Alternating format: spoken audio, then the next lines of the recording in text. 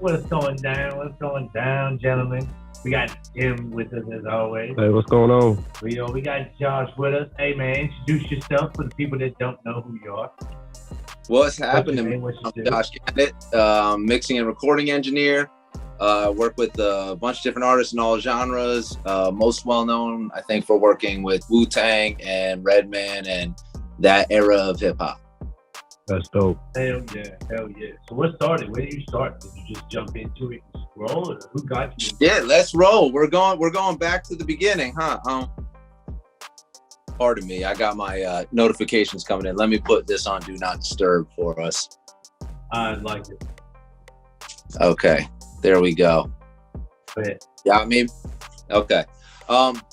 Yeah, I mean, I guess I started, I was a guitar player. You can't see it, but over here in the room, there's guitars everywhere. I was a guitar player in a hard rock band, 3-piece hard rock band. And, you know, I was a hip hop fan and just a general music fan. And I listened to everything, really. But I got known for playing guitar, I guess, and I got asked to play a lot of on some hip hop beats and stuff with some local hip hop producers.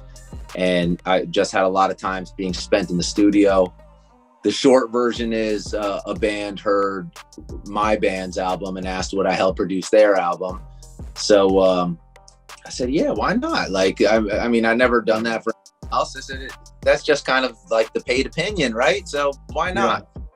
Yeah.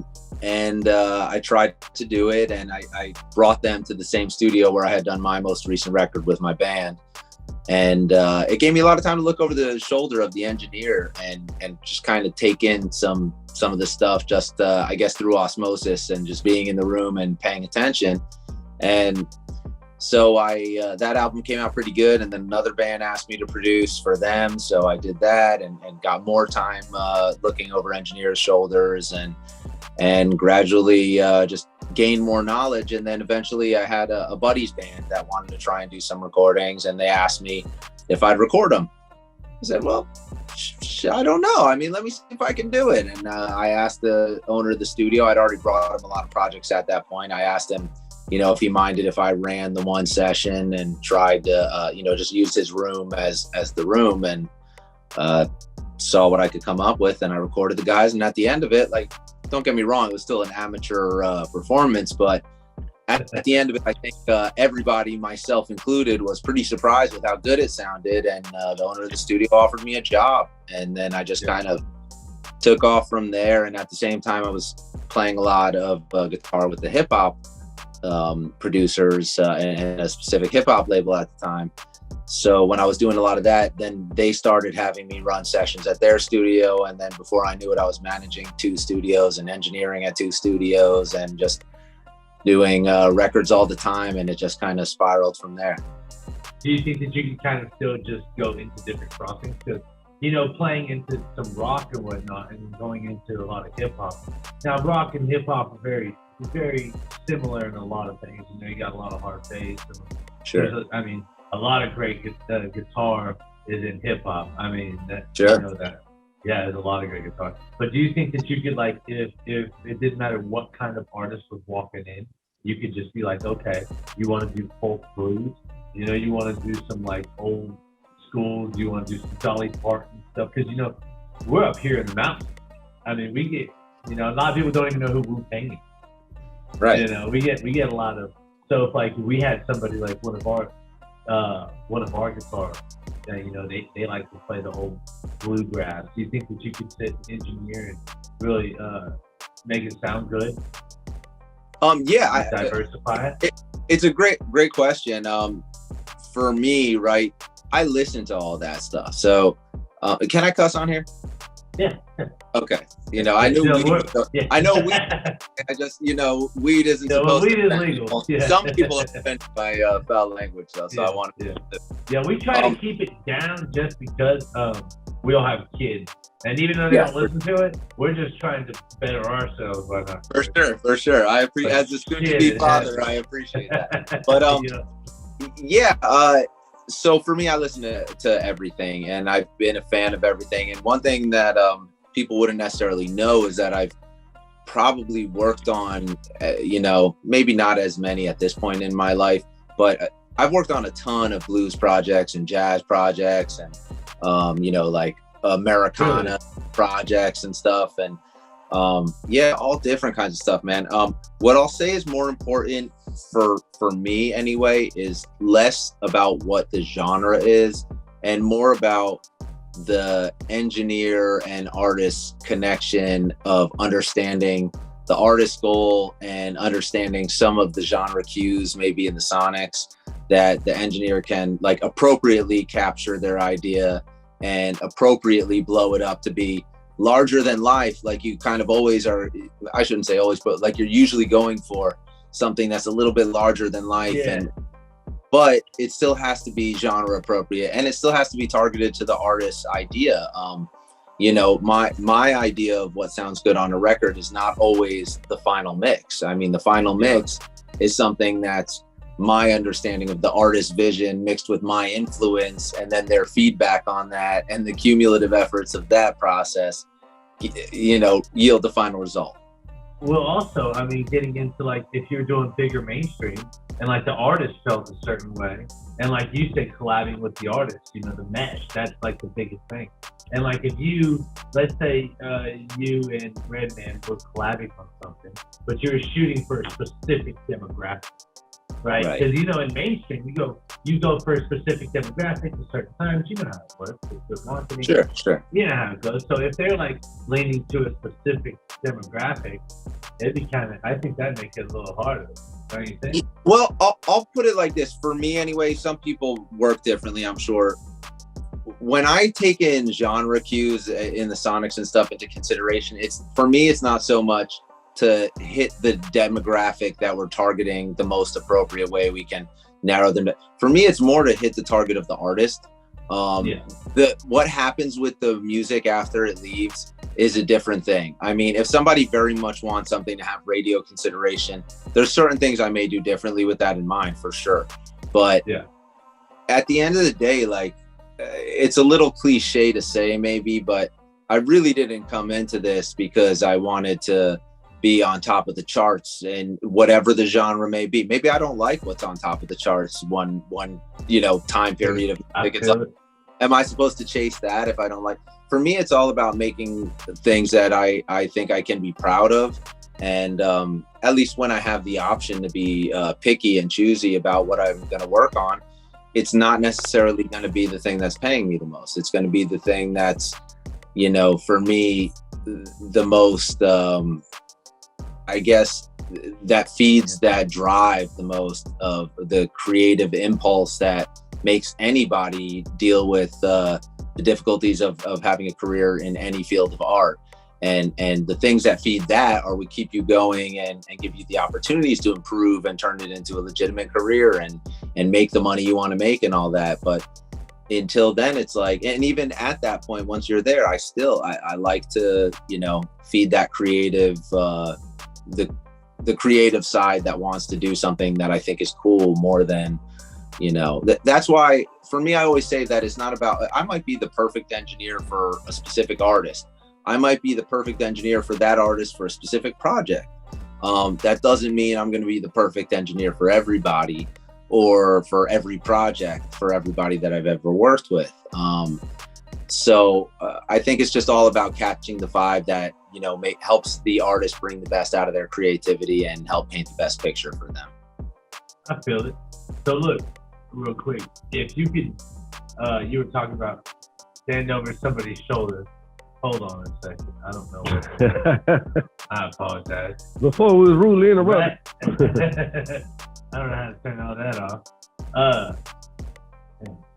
All right, so before we was rudely interrupted, if you could step over and look over somebody's shoulder and let them teach you certain areas on an engineering level or producer level, who would you rock with? Like, who would you want to show you some love? Oh shit! I mean, there's so many great guys. It would be hard for me to name one because, I know a lot of the great engineers that I admire, and most of the guys who are making the bigger records now are people that I either have a friendship with, or we're in a group chat together, or we just know of each other. where I wouldn't want to really single anybody out and leave anyone else out. Let me just say there's a lot of great guys out there right now that are making like super great records, and a lot of them are really cool human beings beyond just being super talented engineers. There's guys like I don't know, just to throw a couple random names out there of guys that that I know a little bit. I guess on one end there's guys like Bob Horn and Ken Lewis that are both incredible talented engineers.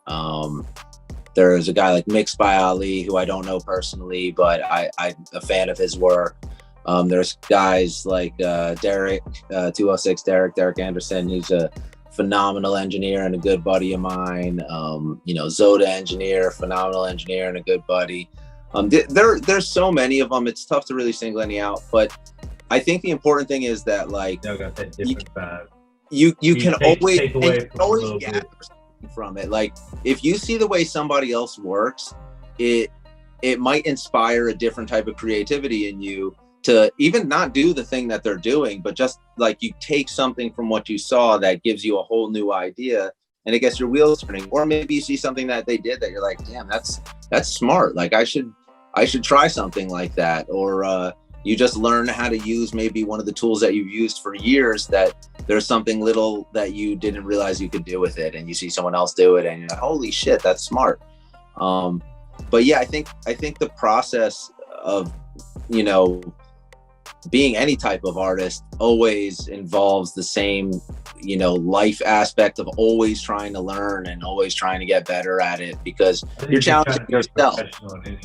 In any field, yourself to be the best you can. If I was building for a living, I'd want to be the best carpenter I could be. You know what I mean? I'd really try to. It's just the same as with anything. You try and learn more. So look, you're having a child. You have 2 on the way. Two. Twins? Yes, sir. Twins, boy and a girl.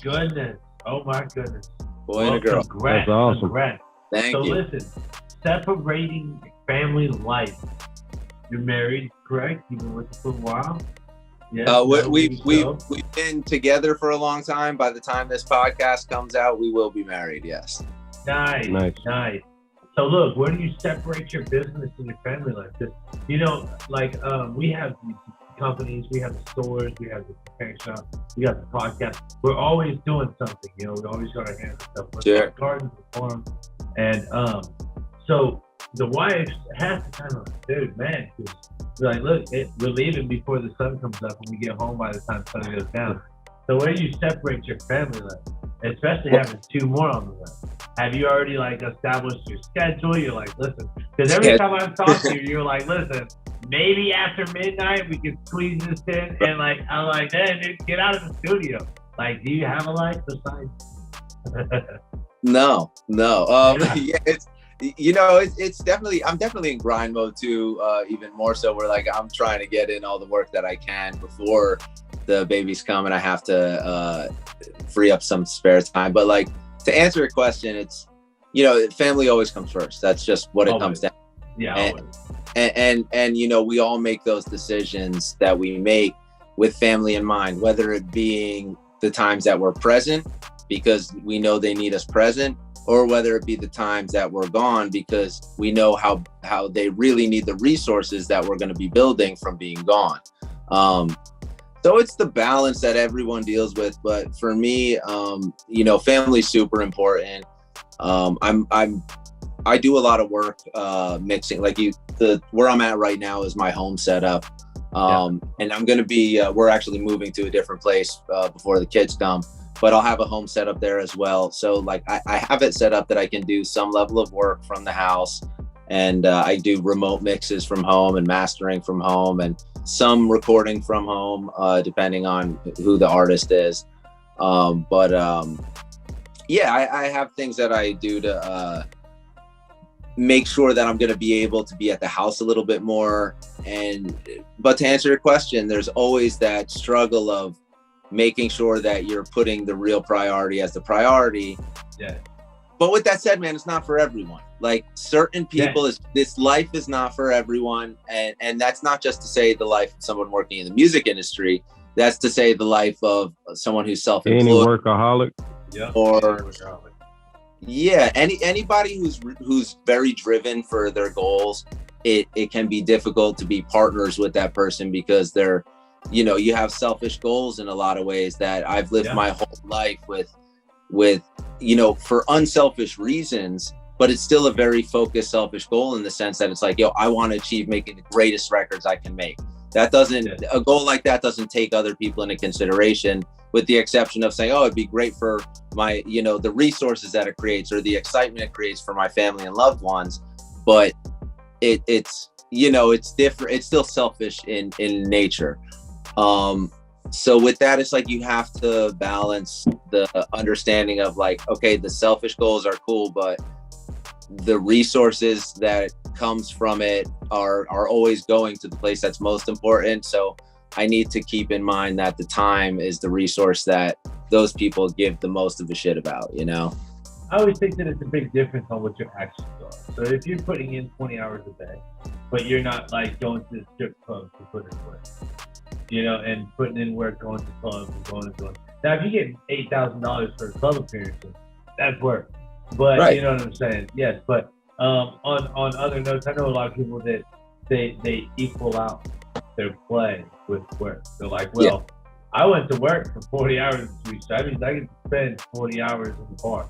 I'm like, for me, you gotta hit the house, dude. Right. For me, it's like this. I think there's an assumption of when you're working in the music industry of a party lifestyle that comes with it. And I'm not gonna lie, like the party side of it is awesome. It's it's fun. Parties are great. Everyone enjoys a good party. Everyone enjoys the moment.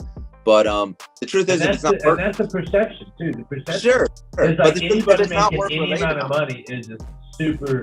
They're just partying all the time. It's just a luxurious life.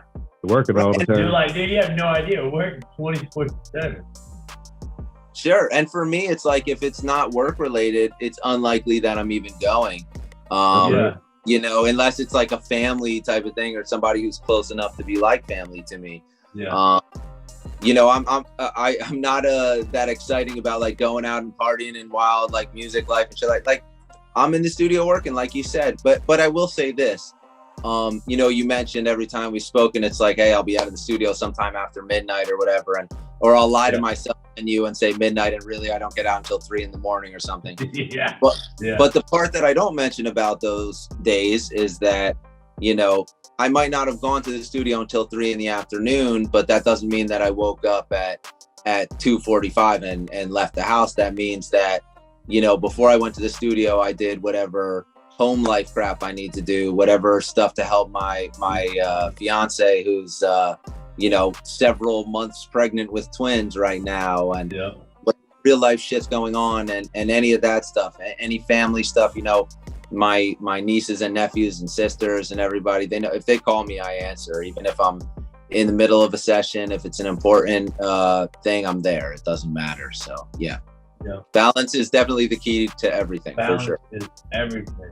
So anything new coming out, any new projects going on? Before I cut you off, I don't want to take up too much time, but what you got going on new? Tell me something for good. sure. Redman just today released a song called Jane that I mixed. He released the song and video for that. He has 2 other joints that we worked on that he has coming out in the next 2 months. There are singles leading up to eventually this summer dropping Muddy Waters 2 is what he's saying according to his Instagram at this point, that for the summer. So songs coming up. One of them's called So Cool. That's a really dope record. I'm a big fan of that song. And the other one he's released, I can't remember what the other one is he's releasing, but he has that coming up. Inspected Deck has been working on some incredible work. He's got stuff coming soon. There's a bunch of stuff I've been working on from lesser known artists that have some really cool sounds and things to, things to say that I think in the coming years, maybe some guys that have the opportunity to make. You need to put them on here, put them on the show. Hey, what about Redman with a blues track behind it, right? Ooh. Okay, Muddy so Waters. funny you should ask that.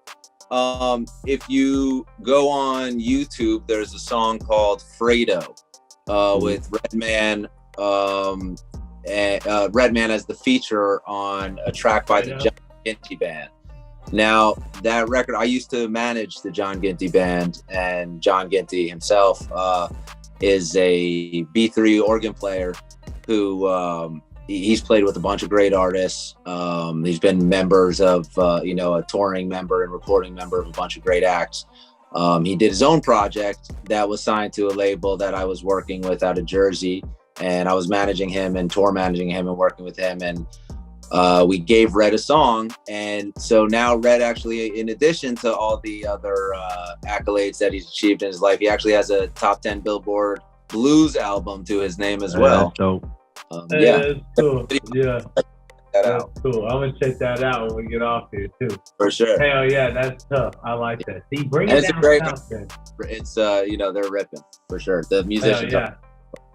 Well, dude, if I shoot up there sometime, man, you gotta show me around Jersey. I got some friends I was in the military with up there. Oh, absolutely. Definitely Let's go. badass. Hell Let's yeah. go. Hey, what's the names? You guys got any names picked out for them or what? We do, but those are not for public consumption yet. I love it. Yes, sir. Well, Josh, man, it was amazing having you on, dude. I hella appreciate you taking the time out there. Oh, my pleasure, man. This was nice and quick, man. I appreciate it. Definitely, man. I told you. Hell Hey, yeah. it's great to I meet just you. wanted to chop it up. Y'all be Hell well. yeah. All I right. See you. appreciate you, Stay bro. blessed. Later. Yes, sir.